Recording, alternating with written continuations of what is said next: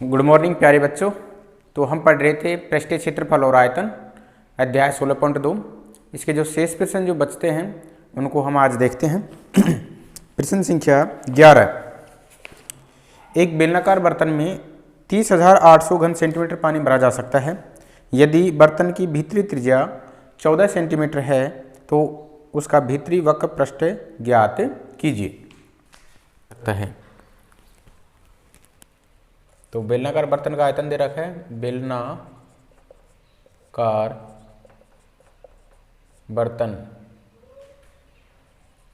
में पानी 30,800 घन सेंटीमीटर अर्थात बेलनाकार बर्तन का आयतन 30,800 घन सेंटीमीटर है।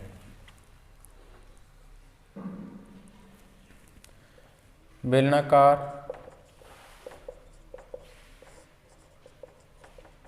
बर्तन की भीतरी त्रिज्या वो आर दे रखी है 14 सेंटीमीटर।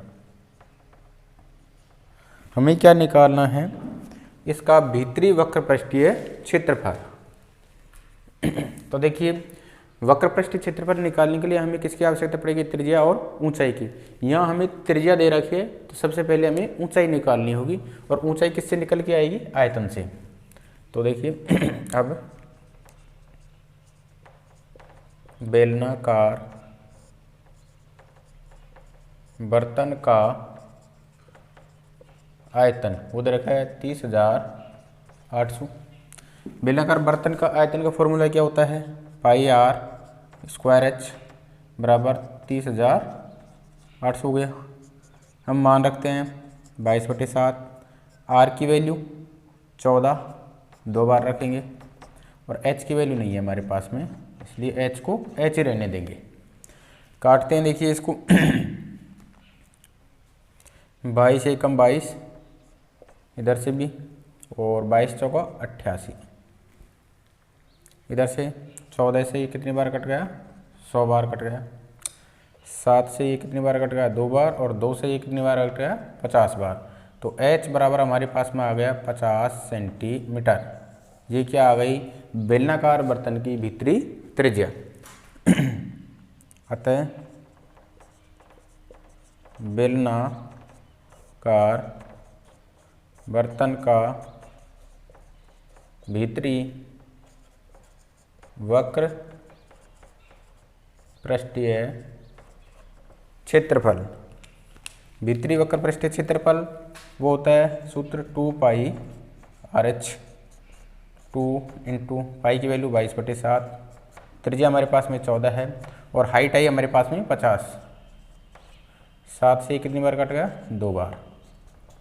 अब देखिए 22 दूना 44, 44 दूना 88, 88 इंटू 50। तो देखिए 8 पंजे 40, हासिल कितनी है? 4। 8 पंजे 40 और 4 44 और ये 0। ये सेंटीमीटर स्क्वायर क्या आ जाएगा? बेलनाकार बर्तन का भीतरी वक्र पृष्ठीय क्षेत्रफल आ जाएगा। और देखते हैं अगला संख्या 12।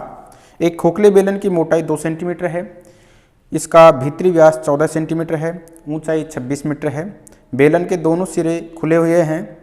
खोखले बेलन का संपूर्ण पृष्ठीय क्षेत्रफल ज्ञात कीजिए। देखिए सबसे पहले हमें क्या दे रखा है? ये 16.2 का 12 क्वेश्चन है। खोखले बेलन की मोटाई वो दे रखी है हमें 2 सेंटीमीटर। खोखले बेलन का भीतरी व्यास, खोखले बेलन का भीतरी व्यास वो हमें दे रखा है 14 सेंटीमीटर। कितना दे रखा है? 14 सेंटीमीटर। तो देखिए खोखले बेलन की भीतरी त्रिज्या अब जो भीतरी त्रिज्या होगी वो हम R2 मानते हैं, वो हो जाएगी 14/2 यानी कि 7 सेंटीमीटर। एक तरीके से देखते हैं, देखिए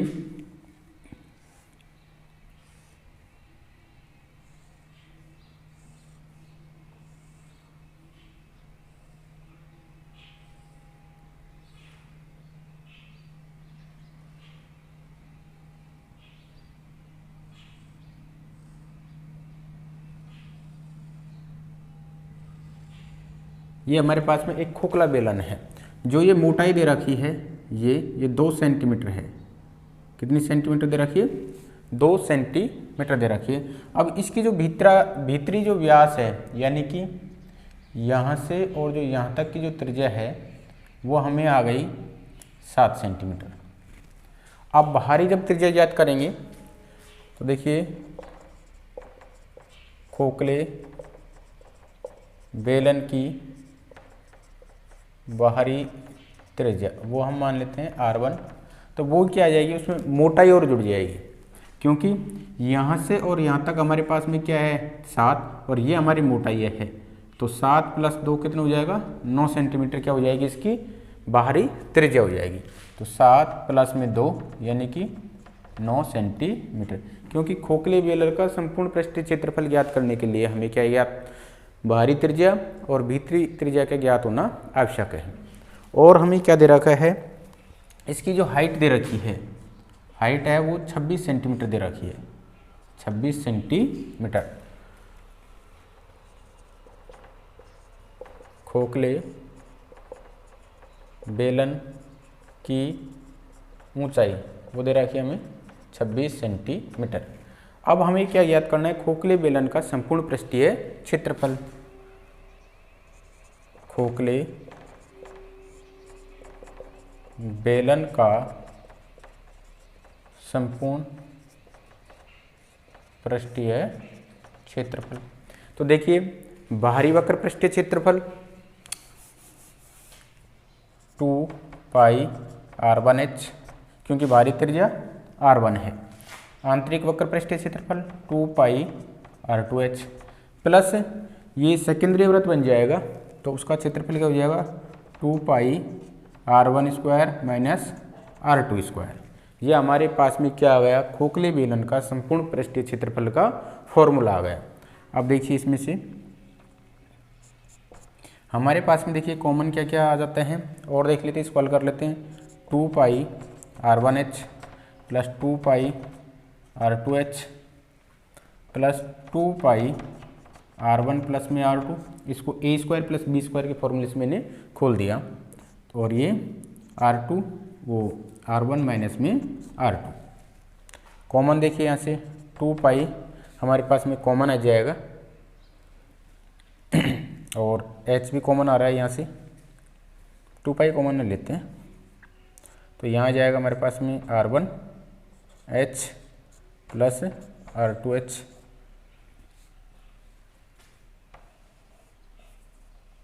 प्लस ये हमारे पास में बच जाएगा r1 + में r2 और r1 - में r2, ये हमारे पास में ये बच जाएगा।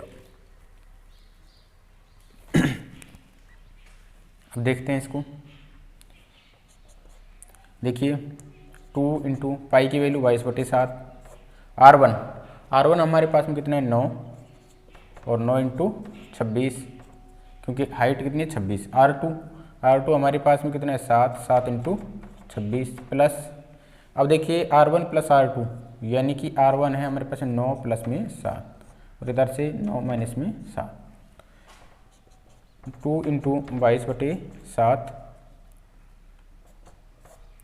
अब देखिए 9 × 6 = 54, हासिलाई 5, 9 दूनी 18 और 5 23, ये तो हो गया 234। 7 × 6 = 42, हासिल कितनी है 4, 7 दूनी 14 और 4 18 प्लस 9 और 7 कितने हो गए 16, और 9 में से 2 गए तो वो 7 गए तो 2, 2 × 22/7 × अब इनको जोड़ लेते हैं हम एक बार, 234 + 182 + 16 दूना 32, देखिए 234 प्लस 182 प्लस में 32, 4 और 4 2 और 2 4 4 8, 8 3 11 और 3 14, असलई 1 और 2 1 3 और 1 4, 448। 2 इंटू 22/7 इंटू 448, 7 से कट जाएगा, 7 एकम 7, 7 6 की 42, 2 7 को 28। तो हमारे पास में ये आया 22 दूना 44 इंटू 64। अब हम 44 इंटू 64 करते हैं, देखिए 4 चौक 16, असलई 1, 4 गुना 6 करेंगे 24 और 1 25, वापस यही आ जाएगा 6, 6 और 5 11 का 1, असलई 1, 5 2 7 और 1 8 और ये 2, ये आ जाएगा हमारे पास में 2816 सेंटीमीटर स्क्वायर। इस खोखले बेलन का क्या आ जाएगा, ये संपूर्ण पृष्ठीय क्षेत्रफल हमारे पास में आ जाएगा। और देखते हैं प्रश्न नंबर जो 13 दे रखा है, एक खोखले बेलन दोनों सिरों से खुला हुआ है, उसकी ऊंचाई कितनी है 20 सेंटीमीटर, अंत एवं बाह्य व्यास क्रमशः 26 सेंटीमीटर और 30 सेंटीमीटर हैं। इस खोखले बेलन का आयतन ज्ञात कीजिए। तो देखते हैं इसमें 16.2 का ये 13वां प्रश्न है। खोखले बेलन की ऊंचाई, खोखले बेलन की ऊंचाई वो हमें दे रखी है 20 सेंटीमीटर। देखिए खोखला बेलन यही होगा,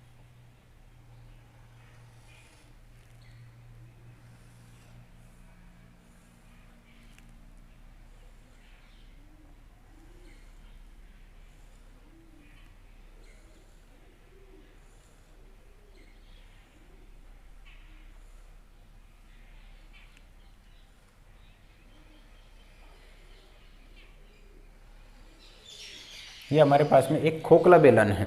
इस खोखले बेलन की जो ऊंचाई दे रखी है, हाइट, वो हमें दे रखी है 20 सेंटीमीटर।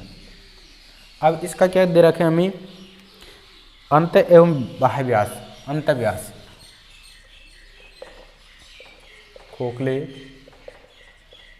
बेलन का अंत व्यास, अंत व्यास कितना दे रखा है 26 सेंटीमीटर। तो अंत त्रिज्या, अंत त्रिज्या वो हम R2 मानते हैं। अंत त्रिज्या यानी कि ये त्रिज्या यहाँ से और यहाँ तक की त्रिज्या, ये R2, ये हमें दे रख। अब R2 कैसे निकालेंगे, देखिए 26 का आधा करेंगे, कितना आ जाएगा 13 सेंटीमीटर, यह आ जाएगा 13 सेंटीमीटर। खोखले बेलन का बाह्य व्यास, खोखले बेलन का बाह्य व्यास वो हमें दे रखा है 30 सेंटीमीटर। तो बाह्य त्रिज्या वो है R1 30/2 15 सेंटीमीटर, यानी कि यहाँ से और जो यहाँ तक की जो त्रिज्या है इसको हम मानते हैं R1 और वो हो गई हमारे पास में 15 सेंटीमीटर। तो हमारे पास में खोखले बेलन में बाह्य त्रिज्या आ गई और आंतरिक त्रिज्या आ गई और हाइट हमें दे रखी है। अब हमें क्या निकालना है, खोखले बेलन का आयतन, खोखले बेलन का आयतन। अब देखिए आयतन का फॉर्मूला क्या होता है हमारे पास में, πr²h। तो सबसे पहले हम बाहरी जो बेलन है उसका आयतन निकालेंगे, तो πr R1²h, क्योंकि बाहरी त्रिज्या हमारे पास में क्या है R1 है। आंतरिक त्रिज्या हमारे पास में क्या है πr2²h। तो बाहरी आयतन में से, बाहरी बेलन के आयतन में से आंतरिक बेलन का आयतन घटाने से हमारे पास में क्या आ जाएगा, ये खोखले बेलन का आयतन आ जाएगा। अब यहाँ से देखिए क्या कॉमन आ रहा है, πh कॉमन आ रहा है, तो R1² - R2²। और देखते हैं πh, इसको हम a² - b² के फॉर्मूले से खोल सकते हैं, R1 प्लस में R2 और R1 माइनस में R2। अब हम क्या करते हैं, इसमें मान रख देते हैं, पाई की वैल्यू 22/7, हाइट कितनी दे रखी है हमें 20 सेंटीमीटर। R1 हमारे पास में कितना होगा 15 प्लस R2 हमारे पास में 13, और यहाँ से 15 - 13 तो 22/7 इंटू 20 इंटू, देखिए 15 और ये 13 कितने हो गए 28, 15 में से 13 गए तो 2, 7 एकम 7 और 7 चौका 28। तो देखिए 22 गुणा 20 करूँगा तो 440 गुणा 4 दूनी 8, ये आ गया। अब देखिए 8 चौक 32, हाँ सिलाई 3, 8 चौक 32 और 3 35 और ये 0। इतने घन सेंटीमीटर हमारे क्या आ जाएगा, इस खोखले बेलन का क्या आ जाएगा, आयतन आ जाएगा। तो प्यारे बच्चों, हमने जो अध्याय 16.2 थे उसके सारे प्रश्नों को हल करके हमने देख लिया है। अब आप इन प्रश्नों की एक बार अच्छी प्रकार से प्रैक्टिस करें। और आज के वीडियो में हम इतना ही पढ़ते हैं। धन्यवाद।